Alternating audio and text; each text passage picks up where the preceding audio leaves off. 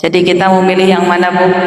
1, 2, 3. 1. Ya, kayaknya satunya cuma 1 orang. Sisanya mau yang mana, Bu? Yang 2 katanya. Bu, halo, masih ada?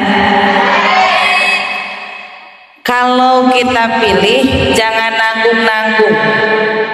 Kenapa jangan nanggung-nanggung? Kalau nggak bisa yang 1, ya minimal nanti yang 2. Kalau nggak bisa yang 2, ya yang 3. Jangan sampai nggak apa-apa, saya mau pilih yang ketiga aja. Kalau nggak dapat yang 3, yang mana? Nggak ada pilihan lagi kan? Nah, ya. Maka ketika kita melakukan sesuatu, ketika ada amalia-amalia yang sekiranya itu utama, kita laksanakan yang utama. Saat sekiranya ada pilihan yang terbaik, kita pilih yang terbaik. Minta pun kita jangan nanggung-nanggung. Kenapa? Karena kalau kita sama manusia, mungkin kita masih banyak mikirnya. Kalau minta, kira-kira dikabulin gak ya? Kira-kira nanti dikasih gak ya? Kalau sama manusia. Tapi kalau sama Allah, gak usah nanggung-nanggung. Kenapa? Karena Allah sang owner dunia ini, sang owner akhirat ini, bahkan owner dari segala-galanya dan pemberi segala-galanya. Ini yang membuat harus kita yakinkan. Jadi kalau minta sama Allah, aduh kayaknya saya malu minta ini sama, nggak apa-apa. Orang mintanya sama pemiliknya kok. Betul ya. Jadi yang paling utama ketika diri kita minta yang terbaik, minta ingin bersama Allah, ingin bertemu dengan Allah. Kalau sudah ingin bertemu dengan Allah, kenikmatan-kenikmatan yang lainnya Allah akan berikan. Ya, mudah-mudahan itu. Jadi kalau minta, ya Allah, saya ingin berjumpa dengan. Kenapa? Karena ketika dalam surah Al-Baqarah, wasta'inu bis-sabri was-salah wa innaha lakabiratun illa 'alal khashi'in. Silakan kau minta tolong dengan sabar dan sholat. Wa innaha lakabiratun. Memang semua itu berat. Ya, ibu sabar berat ya, Bu? Berat aja, berat banget. Beratnya pakai banget ya. Ketika kita sabar, ya berat. Ya, ketika sholat apakah berat? Berat untuk khusyuk. Ya, ujiannya banyak. Lagi sholat, sebelum sholat ada ujiannya. Ada. Berapa menit ujiannya? Ya, sebelum sholat sudah diuji. Ujinya apa? Ntar dulu. Lagi sholat diuji lagi, ingat yang lain. Nah, ya, bahkan ketika kita sholat pun itu ada godaan, walaupun sholatnya berapa menit? 5. Bingung, ragu-ragu. Saya kadang 3 menit katanya. Ya, sholat kita paling ya tadi 3 sampai dengan 5 menit. Tapi untuk memfokuskan diri kita untuk 3 sampai dengan 5 menit itu memang gak mudah. Ya, maka tadi wa innaha lakabiratun, memang semua itu adalah berat. Illa 'alal khashi'un, kecuali itu akan merasa ringan bagi orang-orang yang khusyuk. Ya, ketika di situ adalah kecuali bagi orang-orang yang khusyuk. Ya, maka ketika diri kita berusaha untuk fokus siapa? Tujuan kita adalah Allah. Ilahi anta maqsudi. Tujuan kita hanya yang kita maksud adalah Allah. Kalau sudah fokus di situ, kita sudah bisa khusyuk. Siapa orang yang khusyuk? Alladzina yadhunnuna annahum mulaqu rabbihim wa annahum ilaihi raji'un. Siapa yang khusyuk? Alladzina yadhunnuna annahum mulaqu. Maka orang-orang yang yakin, yang merasa bahwa dirinya ingin berjumpa dengan Allah. Bu, kalau kita sudah yakin ingin berjumpa dengan Allah, kan kita lagi bahas ingin bertemu dengan Allah. Maka ketika diri kita mulaqu rabbihim, ingin berjumpa dengan Allah, kalau kita sudah merasa ingin berjumpa dengan Allah dan juga kita yakin bahwa kita akan kembali kepada Allah, maka itulah orang-orang yang senantiasa disebut dengan khusyuk. Yang disebut dengan khusyuk. Jadi ulangi, saya boleh diminta dibantu. Khusyuk itu yang pertama apa Bu? Orang yang yakin ingin bertemu dengan Allah. Yang kedua, yang akan kembali kepada. Kenapa orang yang kembali kepada Allah? Karena orang yang kembali, ya, orang yang kembali, orang yang meninggal di situ belum tentu diterima semuanya. Jadi orang yang kembali ini, ya, ada nggak Bu yang ketika kita kembali, ya, contohnya saja, ketika diri kita, kan contohnya nih, ketika diri kita kadang kan kita ingin kembali contohnya ke kampung masing-masing, tapi di kampung teh kayak kemana ya, udah nggak ada orang tua, nggak ada saudara, ibaratnya gitu kan. Nah ya, saya bingung mau pulang kampung juga.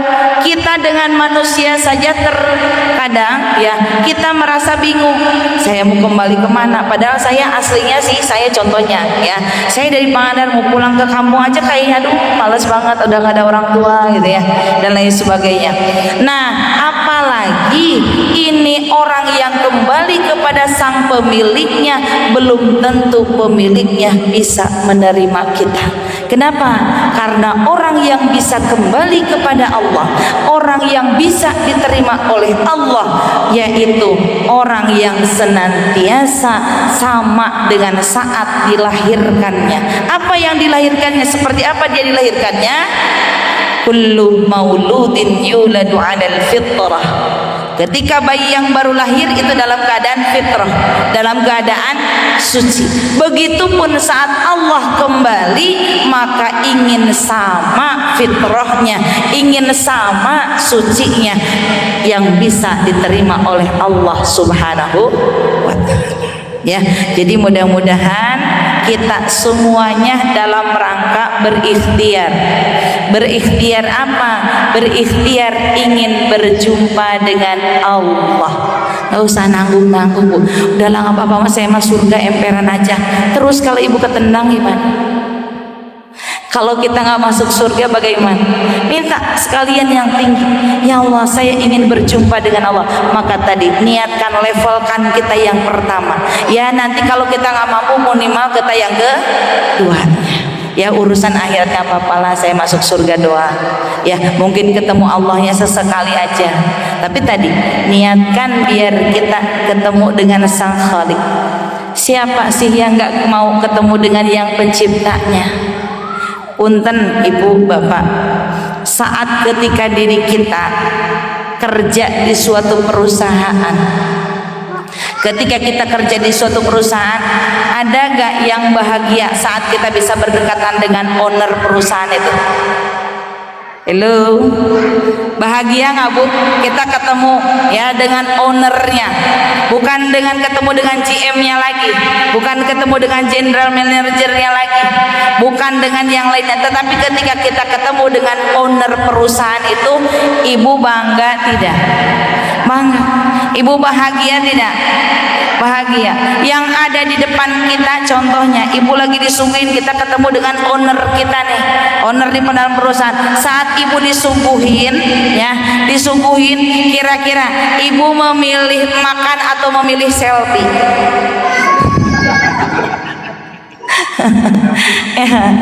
Ibu ya dibanding makanan gak apa-apa lah, makanan mah gampang, mendingan saya selfie dulu. Saking bahagianya lupa kepada makanan, betul ya, saking bahagianya. Ini kita bertemu bukan owner di dunia, bukan owner perusahaan, tapi owner sang pemilik alam ini, baik dunia dan akhirat. Inilah kebahagiaan yang tanpa ada batasannya. ya, maka kita semuanya mudah-mudahan bisa ketemu dengan owner kita, pemilik diri kita, pemilik dunia ini, insya Allah. Ya, jadi ibu akan lupa bu kenikmatan tadi ya surga. Makanya kenapa di surga tadi tidak ada susu, tidak ada madu, tidak ada sungai, tidak ada bidadari. Kenapa? Itu semua lewat. Betul. Ya tadi ibu aja dengan owner perusahaan nggak inget lah makanan nggak apa-apa. Walaupun itu ada makanan mahal contoh. Yang kita pikirkan bagaimana saya caranya bisa selfie, bagaimana caranya bisa berdekatan. Betul. Karena saking bahagianya, maka kita insya Allah niatkan dalam diri kita, tujuan kita nanti kembali kita ingin berjumpa dengan Allah Subhanahu wa Ta'ala. Kalau sudah niatkan ingin berjumpa dengan Allah, hakul yakin kita akan naikkan level ibadahnya. Ya nggak? So, udah pasti akan naikkan level, betul. Saya nggak mungkin bu, saya ingin berjumpa dengan Allah tapi saya ibadahnya biasa-biasa, nggak mungkin. Ya kan? Ketika orang di perusahaan pun ketika bertemu dengan ownernya berarti kan orang bukan biasa-biasa, orang yang kerjanya bagus, yang kinerjanya bagus, maka disitulah owner akan ingin bertemu dengan karyawannya. Nah, maka kita sebagai karyawan di sini di dunia ini karyawannya Allah, bukan karyawan sebetulnya ya. Allah masih begitu menciptakan kita tuh dengan yang terbaik.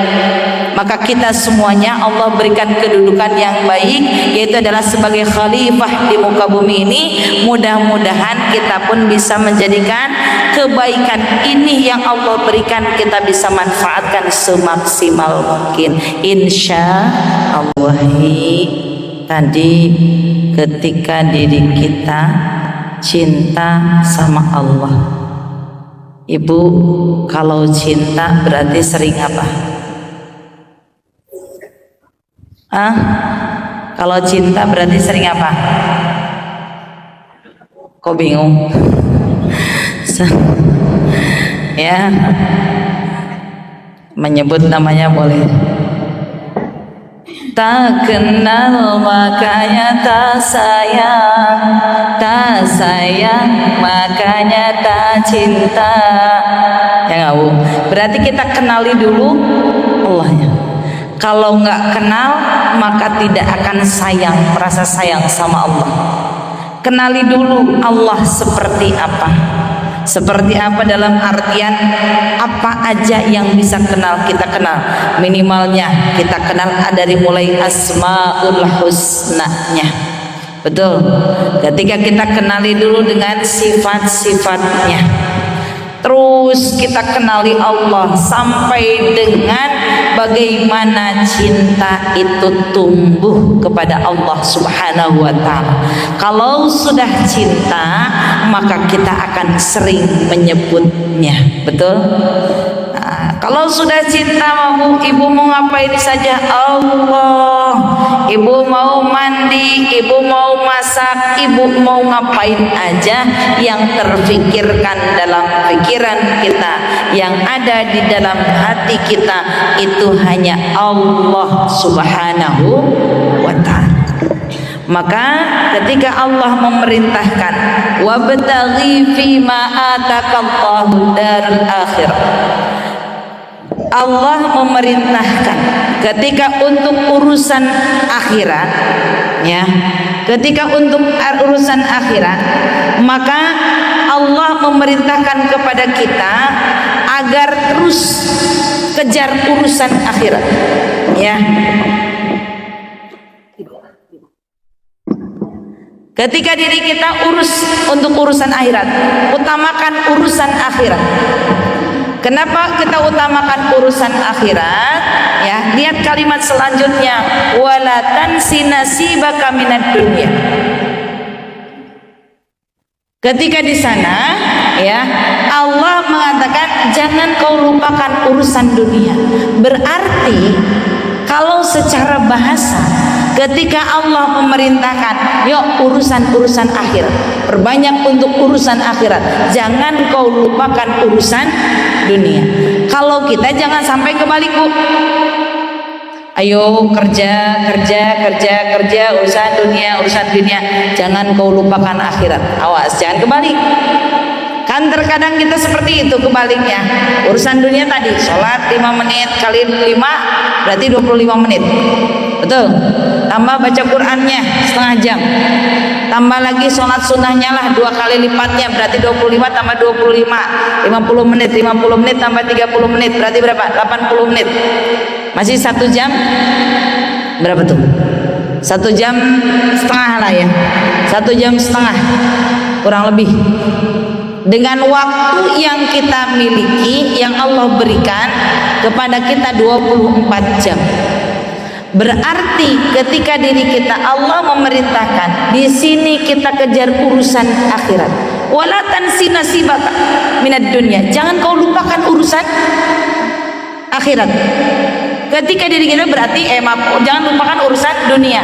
Ketika diri kita berarti akhirat, saking fokusnya akhirat, kata Allah, jangan lupakan urusan dunia. Kalau kita sudah seperti itu atau dibalik? Bu, kita dunia akhirat, dunia akhirat, dunia. Bagaimana biar semua itu biar terbalik? Kira-kira biar jadi akhirat dunia, akhirat dunia, akhirat dunia. Bisa kan?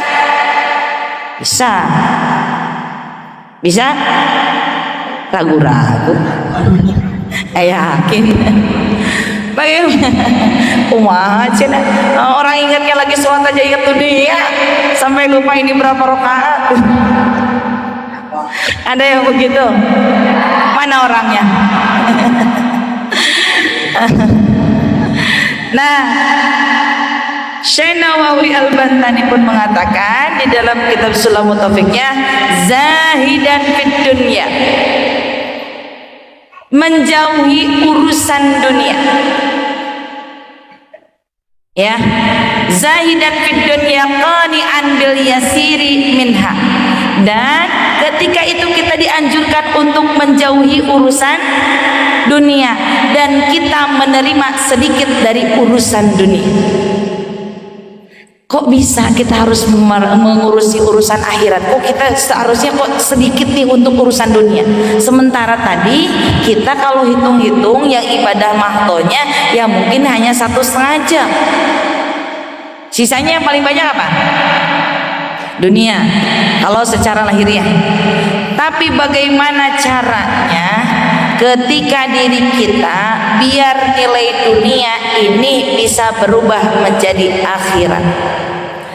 Ya, dunia melulu, harta melulu, ya kan kita kadang itu, dunia melulu, harta lagi, dunia lagi, harta lagi. Yang ada pikiran pun bahkan punten, setiap orang yang bermasalah itu karena urusan apa?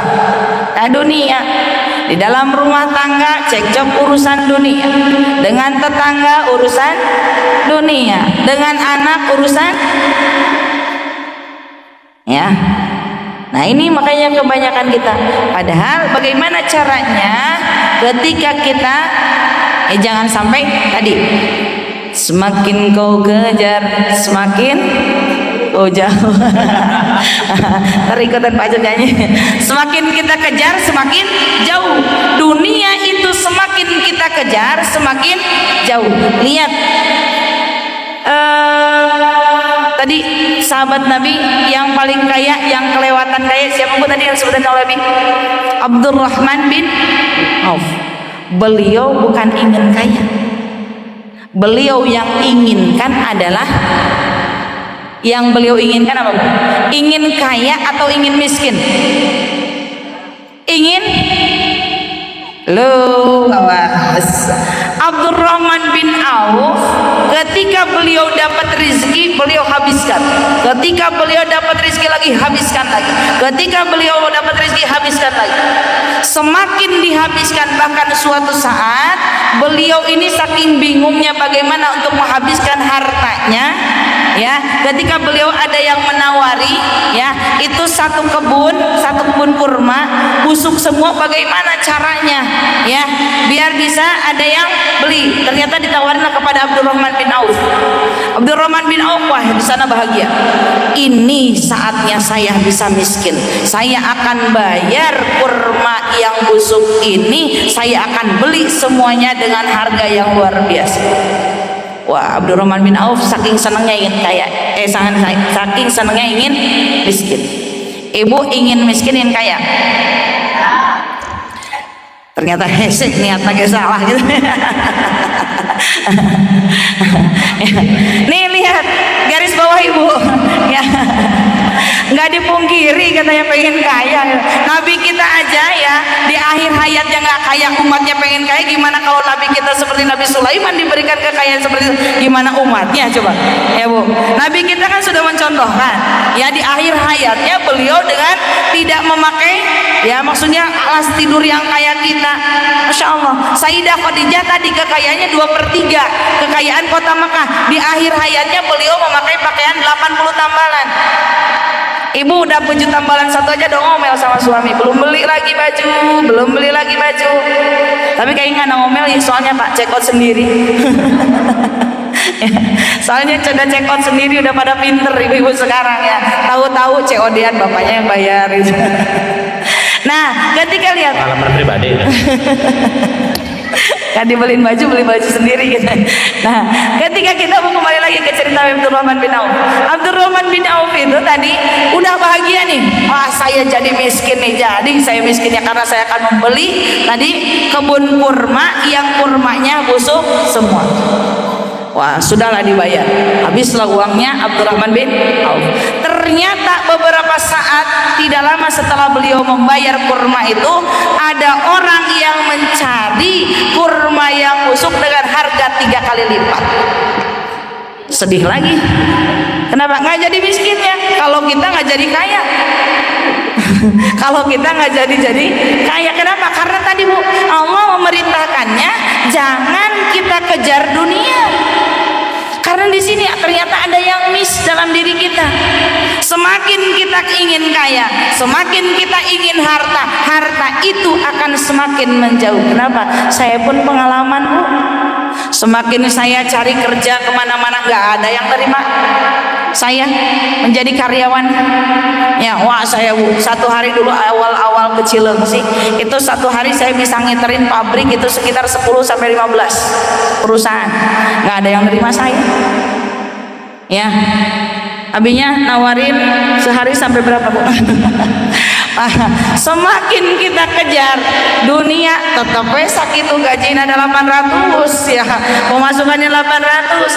Ternyata ketika kita lupakan urusan dunianya, ya kita luruskan niat tujuannya Allah, ternyata bukan kita yang ngelamar ke perusahaan, dan yang di sana saya dilamar oleh perusahaan. Jadi di situ Bu, ya. Jadi kita terkadang mungkin kita salah niat. Ya, semakin kita inginkan, Allah semakin jauhkan. Tetapi kita luruskannya. Yuk kita luruskan akhirat. Bagaimana tadi yang 24 jam ini, yang 1 jam setengahnya lah kita urusan akhirat, tetapi yang sisanya berarti 22 jam setengah biar menjadi urusan akhirat. Berarti kita niatkan semuanya, niatkan karena Allah, biar nilai kita menjadi nilai akhirat. Kenapa? Karena kita biar cinta sama Allah, tumbuhkan kita ingin dekat dengan Allah, dan tanamkan dalam diri kita rasa takut kepada Allah. Bukan berarti aduh saya takut nih berjumpa dengan Allah, bukan. Kan kita suka ada mindset Bu, kita harus takut mas sama Allah, jangan takut sama setan. Ada nggak Ibu begitu Bu? Ya, saya emang nggak takut sama setan, saya cuma takut sama Allah. Awas, itu hati-hati mindset yang seperti itu. Takut sama Allah dalam artian bukan takutnya karena kita nggak mau berjumpa dengan Allah, tapi takutnya diri kita kepada Allah, takut mengecewakan Allah. Garis bawah Ibu, takut apa Bu? Takut mengecewakan Allah, takut Allah nggak suka sama saya, takut Allah tuh nggak ridho sama saya. Jadi yang kita takutkan bukan berarti kita takut sama Allah karena ancamannya saja, tapi kita khawatir Allah tidak mau pandang kita karena rahmatnya, khawatir Allah nggak mau melihat menatap kita dengan kasih sayangnya. Tapi kita justru di sini bagaimana caranya Allah menatap kita karena cintanya. Allah natap kita karena rindunya, Allah tatap kita karena ridhonya. Maka ketika diri kita mau ngapain aja, ibu mau wudu, ibu mau sholat, bahkan kita mau masak, mau nyuci, mau urusan dunia sekalipun, ya Allah, semoga Engkau tatap saya dengan ridho-Mu. Ya Allah, semoga Engkau tatap saya dengan cinta-Mu, ya Allah. Jadi ibu nyucinya nggak bakal kedua. Ya Bu, ini mari nyuci, ini nyucian selesai. Ti isuk nepi ka sore nepi ka peuting eta kerjaan teu eureun-eureun. Ibu ngomel dapat pahala nggak Bu? Ada yang ngerjain ya Bu? Nggak ada. Ibu yang ngerjain, ibu yang ngomel, ibu yang nyelesain, pahala hilang. Rugi nggak Bu? Rugi. Saat itu biar nggak jadi rugi tadi, ya Allah, terima kasih Kau berikan kesempatan kepada saya untuk mendapatkan cinta-Mu. Ya Allah, terima kasih Kau beri kesempatan peluang kebaikan agar saya bisa dekat dengan-Mu, ya Allah. Ibu anak rewel, ya Allah, terima kasih Kau ingin bersamaku. Lagi latihan saya juga. Ya Bu, anak rewel dah saya Bu, kadang saya tak sabar. Kenapa? Innallaha ma'as sabirin. Janji Allah, sesungguhnya Allah akan bersama orang-orang yang sabar. Jadi ibu bahagialah kalau anak ibu rewel, suami ibu rewel, bahagia. Ada nggak Bu yang begitu Bu? Kenapa? Allah akan bersama kita. Nah kita mah aduh boro-boro yang bahagia. Ya, justru saat ibu suami ibu lagi rewel, anak ibu lagi rewel, tetangga ibu lagi rewel, besti ibu lagi rewel, alhamdulillah Allah tuh lagi ingin bersama saya. Bisa masang mindset seperti itu? Insya Allah, yuk tanamkan. Pulang dari majelis Tuhan niatkan, insya alhamdulillah suami saya lagi rewel banget, lagi sakit juga kayak anak kecil. Oh, alhamdulillah ya Allah. Terima kasih ya Allah, saya kasih suami yang rewel, tambahin ya Allah rewelnya. Jadi tersungging saya.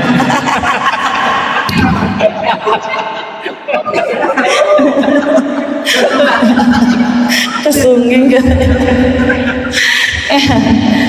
Ya jadi kita minta tambahin ya Allah biar latihan lagi sabarnya. Betul. Innallaha ma'as sabirin, janji Allah nggak bakal ingkar. Ada nggak janji Allah yang ingkar? Enggak. Innallaha ma'as sabirin, dan bukan satu ayat aja. Allah menyertakan bahwa aku akan bersama orang yang sabar.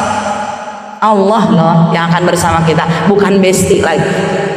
Besti malewah. Ya, nah di situ. Jadi kalau ada yang rewel, alhamdulillah, siap. Jangan di sini doang. Walaupun awal-awal alhamdulillah ya Allah nyeri sabar. Awalnya mah apa ya Bu, nggak apa-apa ibu, awalnya kepaksa nggak apa-apa. Ingat di situ, oh Allah lagi mendekap saya, Allah lagi tatap saya, Allah lagi peluk saya, Allah lagi ngelus saya, Allah lagi terus ingin bersama saya. Kan tadi kita judulnya ingin apa? Ingin bersama. Ya kalau ingin bersama Allah berarti ibu sering banyak-banyak sabar. Ya, insya Allah mudah-mudahan ya Allah terus tatap kita dengan sayangnya, Allah tatap kita dengan rahmatnya, Allah tatap kita dengan ridhonya. Amin ya Allah ya Rabbal alamin. Jadi ibu tadi kalau ada yang rewel ibu minta ditambahin lagi sama Allah atau cukup dulu? Ya Allah berikan kekuatan untuk sabar insya Allah. Sudah. Alhamdulillah ya, tidak berasa gini. Mohon maaf lewat 3 menit Bu. Saking asiknya ya dengan yang sabar. Alhamdulillah Ibu dan Bapak semuanya, mudah-mudahan kita semuanya termasuk orang-orang yang dicintai oleh Allah Subhanahu wa taala, termasuk orang-orang yang sedang dibimbing oleh Allah agar kita bisa berjumpa dengan Allah dengan ridha dan rahmatnya. Ala hadiniya wa likulli niyatin shalih.